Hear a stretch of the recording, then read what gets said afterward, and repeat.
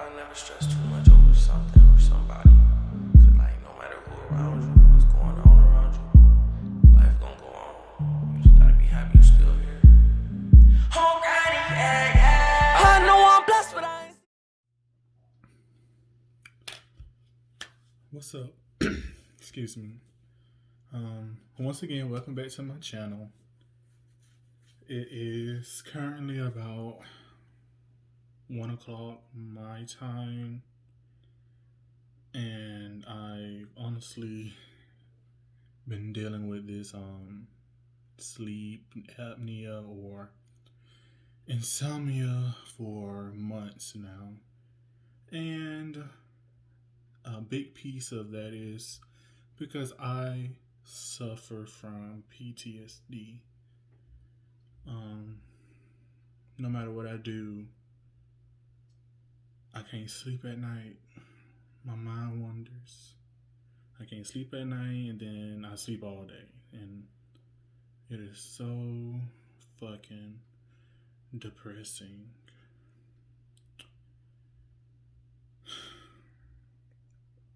I don't know why I'm so emotional. I'm trying to find different ways to work out and get my mind back and deal with all this trauma I've been facing this last year, and nothing is working. Yoga, stretching out, working out, making myself smile, putting on a show like everything's okay, and counseling, 2 different types of medicine. But yet, I'm sitting right here still, 1 o'clock in the morning, and people may be like, well, that's still early, you still got time to go to sleep. No, I can just feel myself not being able to go to sleep. Like, I can turn off the TV, the lights, let it be quiet, cool breeze from the fan. Nothing. I will be laying in the bed till 6, 7 o'clock in the morning, just thinking. And this is what I've been thinking about. June 17th, 2020, I was sexually assaulted by a person that I knew.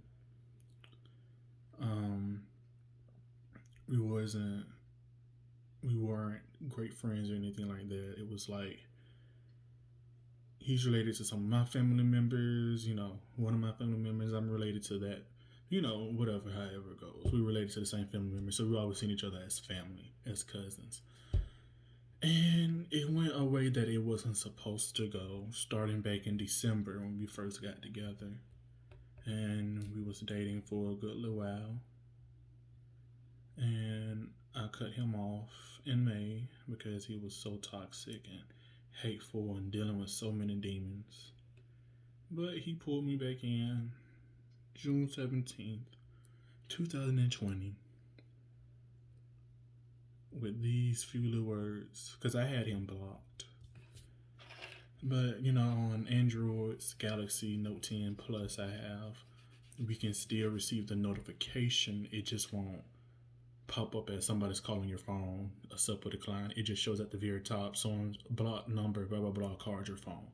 And I kept getting that night, June 17th. And I was like, let me see what this boy wants. So he was like, I got your money I owed you, because he had owed me some money.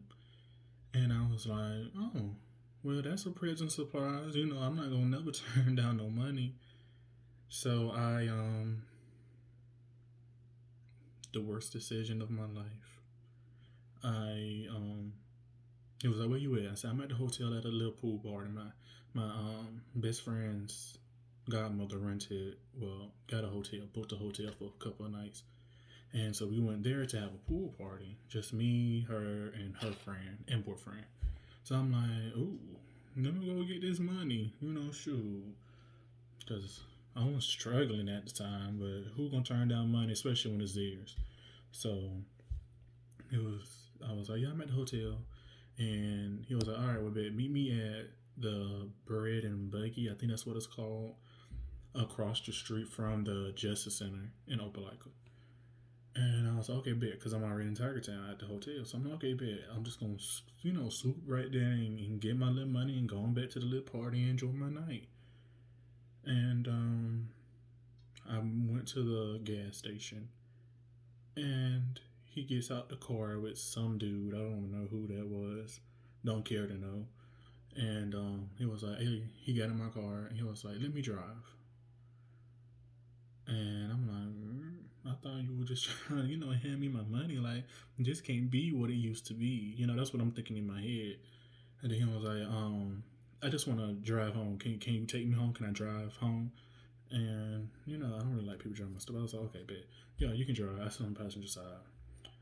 And we went totally opposite. And once we switched over and he drove off, he took my phone, and he was already in possession of my keys because he was driving my car. And he was like, I got the money, but we gotta stop by your house. And I was like, why we gotta stop at my house for? Ain't nobody finna be doing all that and the other. He was like, no. He was like, I just wanna, just, what did he say? He was like, oh, no, that's what he said. He was like, oh, you know what time it is. And I was like, I don't want to do that. No. Yeah, because we was in treetops. And I was like, nah, I don't want to do none of that. I just want my money. He was like, all right, babe, well, let's just talk then. I was like, okay, we can sit and talk in the living room for a few minutes before I drop you off because you stay around the corner. And we go to my apartment in Opelika, and he wouldn't give me back my phone, which I thought was weird. He wouldn't give it back. And he was like, which one is your house key? When he took my keys up to the ignition. And I was like, it's that one right there. So he hurry ups and he got the car and unlocks the door and go in the house. I'm like, okay, he's trying to, he did, so he ain't trying to have business out there like that or whatever. Which I wasn't okay with because I had to stop dealing with that type because, first of all, they're just toxic. But anyway, I was like, so I go in the house, and he's sitting there butt ass naked, like no clothes on. I don't think the nigga even had on socks in my living room. And I'm like, no, buddy, this is not what we're trying to do here. I just want my money. And I was like, okay, well, maybe this might be a time to say my grievances, what my issue was throughout our whole time, all that stuff. But I didn't even get a chance to because it just got so sexual so fast. Like, I'm like, put your clothes back on, please. I don't want to do this. No, I don't want to. That type of vibe was starting on. I was like, can I get my phone, please? No, this is my phone. And I'm just like, no, nigga, this is my phone. You don't pay that damn Verizon bill. Get my phone. And he was like, all right, before I spaz out. And I was like, oh, you ain't finna spaz out on me. I'm not even thinking. And we having this whole argument while he's butt naked in my living room. Okay? Like, just crazy and weird. And then he, kind of moves me out the way a little. And he just starts, moving stuff in front of the front and the back door. I'm like, hey, I said, let me out of here. What you doing? That type of conversation was going on. And he was like, just come on, just suck it, just come on. And I was like, no, I don't want to do this. I don't want to do this at all. That's what I kept thinking in my head. And he was just pressuring me. And I had no choice because he was starting to get forceful. He had my phone. He had my keys, my house keys. He had guarded the doors, the front and the back door. So I'm just sitting there okay, if I don't do this, he may hurt me. Even though I don't want to, he might hurt me. And so I started, and I wasn't doing a good job because it's not what I wanted to do. I didn't want to be in that situation. I didn't want to have nothing to do with that. So I was kind of zoning out. My mind was just going everywhere, and it just was not good thing or whatever. And in the midst of me zoning out, I just get a quick pain, like a fast pain. He hits me in my face, like hard in my face. And this is where I'm so confused at with myself. Me being this bigger person, being this 6'2" guy, me being, broad shoulders. I ain't no little person. I ain't never been no little dude. I always been kind of at least tall, And why in the hell did I sit down and cower out in that moment? Why didn't I, in that moment, man up like I have every other time in life and defended myself? There was just something about that moment, just that hit, just that something. It just knocked me. I don't know. I don't even know how to explain it. It just, that one hit just took. It took my identity from me, because I know in that moment he wasn't bullshitting, and turns out he was high on cocaine, because he put it out in front of me after the hit, and I was like, oh, so this is why. If I don't comply, this motherfucker might for real spaz out and kill me, or try his best to kill me. So I asked him, I was like, can I go to the bathroom for a second? Because I was about to have a panic attack. And he was like, yeah, go ahead. And then I came back down, got back down to doing that, and my mouth got tingly and numb. And I just got hot all of a sudden. And I look up at him and I'm just like, my lips. Well, why can I not feel my mouth? What's going on? And he started laughing. And he basically put cocaine all on his penis and tried to get me high so he could further have his way without me, contesting and not wanting to. He wanted to get me, I honestly believe, fucked up to a point to where I wouldn't even remember.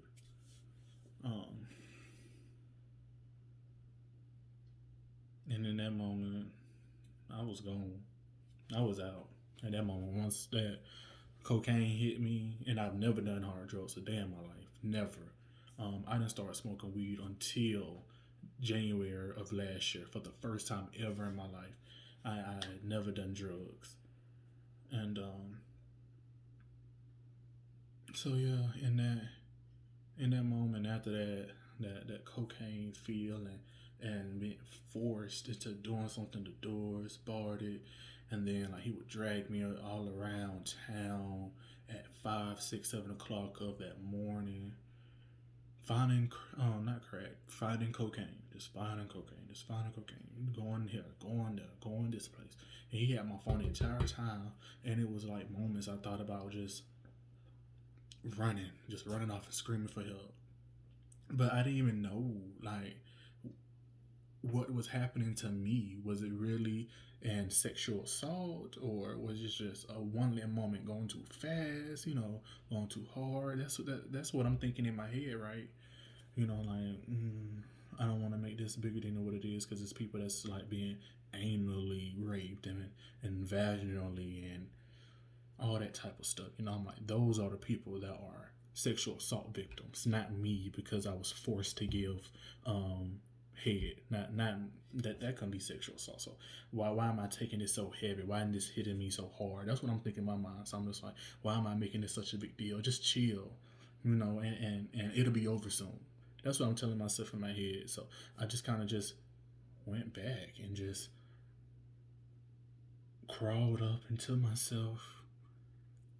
And the person that did that to me, and I wasn't even going to say this, but I'm done being the victim. I'm done letting people victimize me through them just hurting me. Like, go fuck with somebody else. Don't come over here bothering me, because I was doing good. don't bother me, because first of all, I don't even really date, and I don't go out and look to date. I'm not out there. So you're just like, why y'all be coming to me, messing up what I got going on by myself, because I be comfortable with myself, because I'm a Virgo. So, Virgos, we're very, we could be by ourselves our whole lives. And, but I would not stand in this no more by myself, because for the past 8, 9 months, I have been feeling alone. Um, I don't feel like me, and I haven't felt like me for a long time, especially since that moment. I don't. I can look at myself in the mirror sometimes and not even see me. It's like I'm not even there. It's a huge disconnect. Just big jumping, just big spiral of depression, because I'm sitting here now.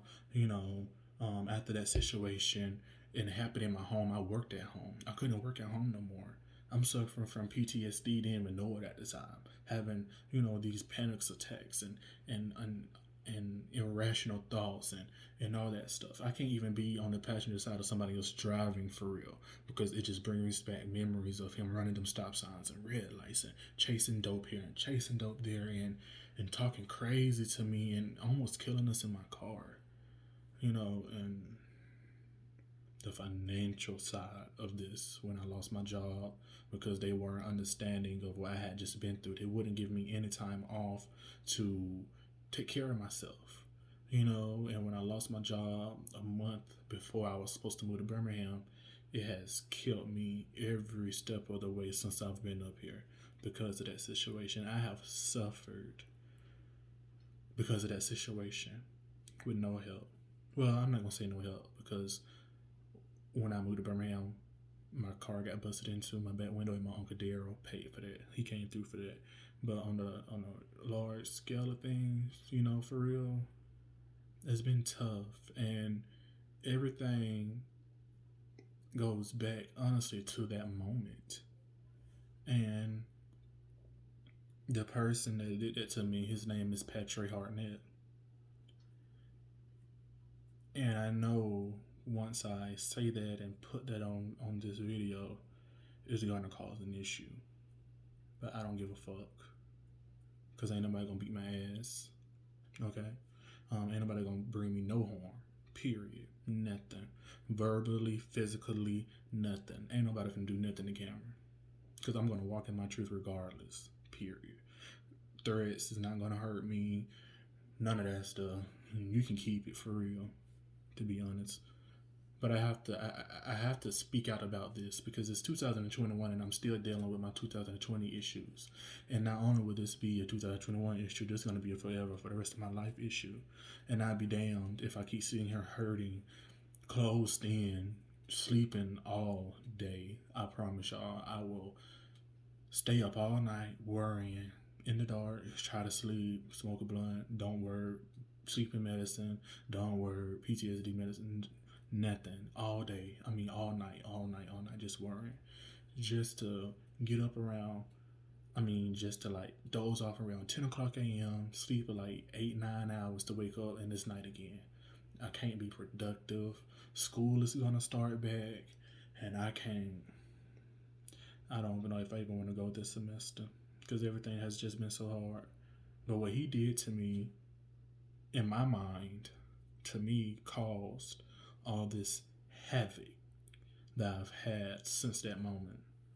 Everything that has gone wrong has bounced off of that situation, which caused this to go wrong, then it caused that to go wrong, because I had a plan and I was sticking to it. I was working hard, and I was getting it done, and I didn't even accomplish my goals, and I'm up here struggling mentally, physically, financially. And it's hard for me to say that, because I've always been the person to be able to bring it all together no matter what. I always have.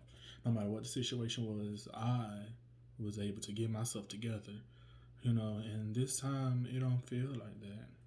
It feels like each day and the steps I take in that day is just in the opposite direction of the way I want to go. and I'm honestly unsure of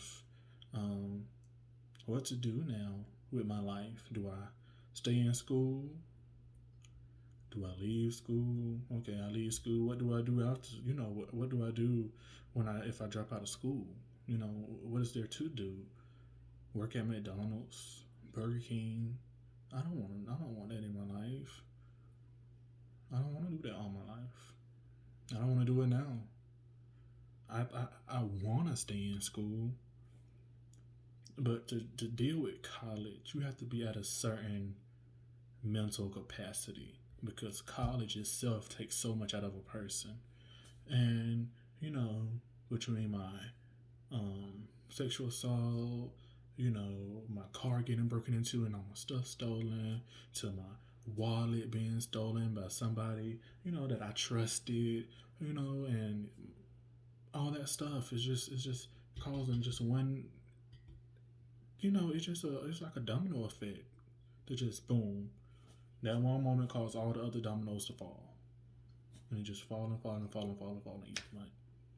And I don't know why I'm even ranting about this. I don't know why I'm even telling this for real, because I know what might happen with me releasing this video, but I'm gonna do it anyway. Anybody that don't agree can kiss my ass, wholeheartedly, unapologetically. Can kiss this yellow ass. Honestly, if you don't like what I said or how I feel about this situation here, you can kiss my ass. I don't care. It's time for victims to speak up. Put it out there, because to be honest with y'all, I'm not the only victim. Yeah, not even close to the only victim. And I know that for a fact. So that's dead. Yeah. So hopefully 2021 will be better. But the way it's looking right now, oh well, a boy can only dream, right? Oh yeah, I had ended the video prematurely. One more thing I want to say to everybody out there that is afraid to being victimized when telling their stories of sexual assault. You are not a victim. You never will be a victim. You are a survivor. We survived this thing.